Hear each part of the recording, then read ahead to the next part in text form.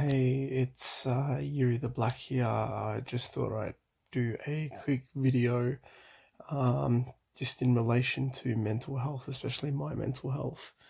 Um, Obviously, you people out there in internet land don't know what I suffer from personally. What has inspired me to talk about it was actually my friend Natalie. She spoke about her battles and issues with mental health issues and whatnot. You'll actually go ahead and find the link down the bottom there to her video explaining her side to that. I've just, on and off lately, I've just been feeling really up and down. I suffer from both depressive anxiety disorder and ADHD. I'm at the moment, you can probably tell with the way that I'm talking, and I'm just all over the place. I think it's a bit of both ADHD and a bit of like anxiety and depression kicking in right now. Can't exactly keep my thoughts straight, so to speak. I'll go ahead and record some further stuff shortly regarding, or some further stuff in a little bit in a clip later around this. Now I'm feeling a bit down. I'm not mentally with it. Just thought I'd let you know where all my head's at. Thanks.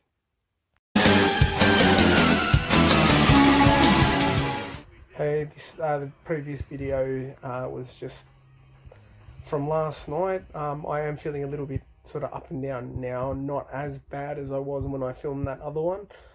So what I'll do is I'll go through my conditions that I have, and if you're wondering why I'm a little bit the way that I am at times, I don't think a lot of people really do understand, even though that I've got a lot, or the way that I operate, especially with a lot of my close friends who I fucking absolutely love. So what I'm going to do is I'm going to start with my depressive anxiety disorder. So with this, I can imagine there that it all probably started when I was younger. I think the one thing was my whole world came crashing down when I was about 7 years old. The one person who was my best friend, who I absolutely loved, which was my grandfather, my hero, passed away suddenly, unexpectedly. It took a very hard toll. I was the apple of his eye. I could do no wrong. When I upset my mum, first thing he would do, he would go ahead and berate my mum, tell my mum I was a good boy to leave me alone and everything. Thinking back on it, pretty funny now. I was like, he's the apple of his eye. I think it was probably a lot to do with my uncle, who I was named after, who died in a car crash in about 1975. I would have loved to have met him. I got named after him. And I think, me coming along was the best thing to ever happen. Sorry if I do get a little bit emotional talking about it. As years sort of went on, I used to get bullied in high school. It was fucking terrible. I used to react and crack the shits quite a lot. I think and it led to a lot of anger issues a little bit later on in life. I used to crack the shits. I still kind of do. Been in and out of counselling and whatnot over the years, on and off.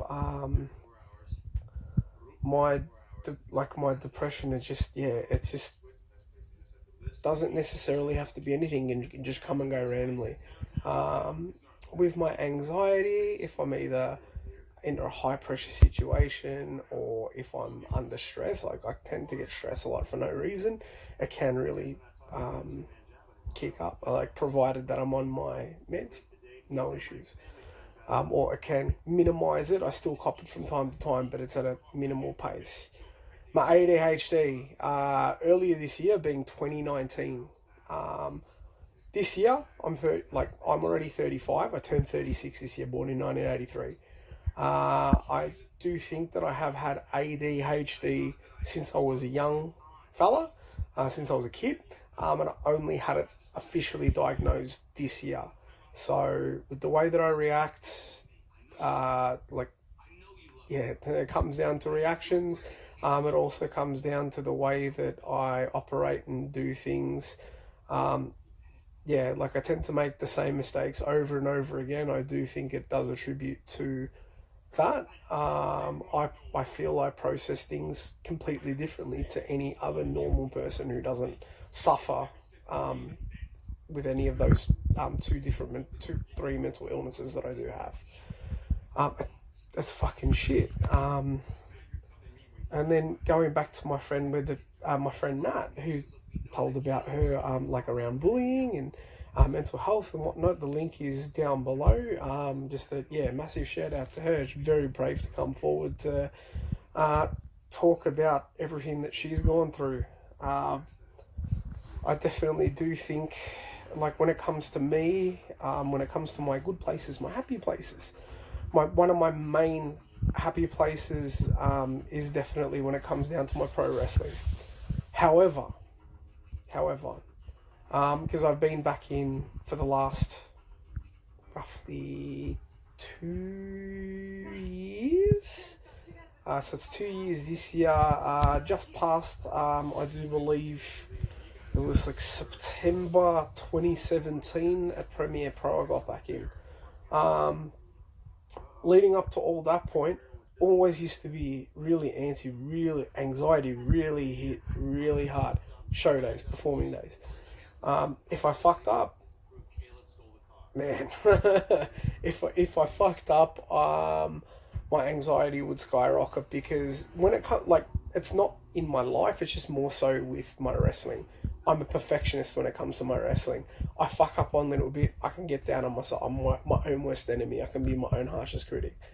I'm usually pretty good with accepting feedback and going through the process to try and improve and whatnot, but I think it just depends on how people deliver it, because I did stuff up a couple of spots at the recent Alpha show. Like, I'll be the first one to admit that.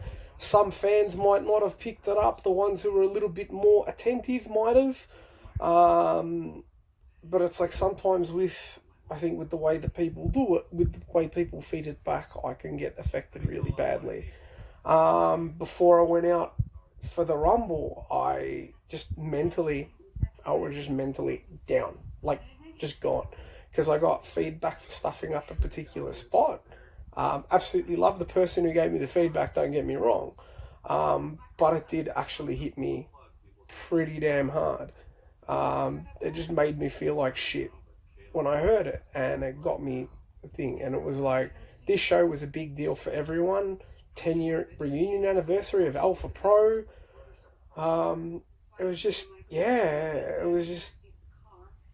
like a hard thing to hear, and it was just something so basic. I think it come down to positioning and timing, but then having a primary sort of thing on the show where, like, my character was the owner for the show, then he lost the ownership and whatever else, but then organising all those so many spots.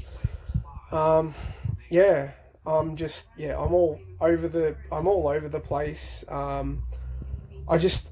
Like, at times I just think I'm completely undateable. I try my best to do the whole date thing. Things don't work out, or I make attempts and things just fall down. It shouldn't define the way that I feel, but it's just, I feel like that at times I'm not good enough for someone, or whoever it is. Look, this is just me, like I said, not a cry for help, just it's explain where I'm at. And once again, thank you so much to my friend Nat for inspiring to talk about either mental health issues and stuff that went on.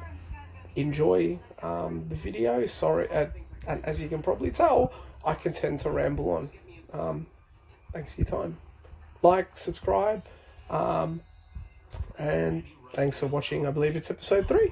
Thanks. Первый альбом! Я с YouTube! Ну чё, готовы?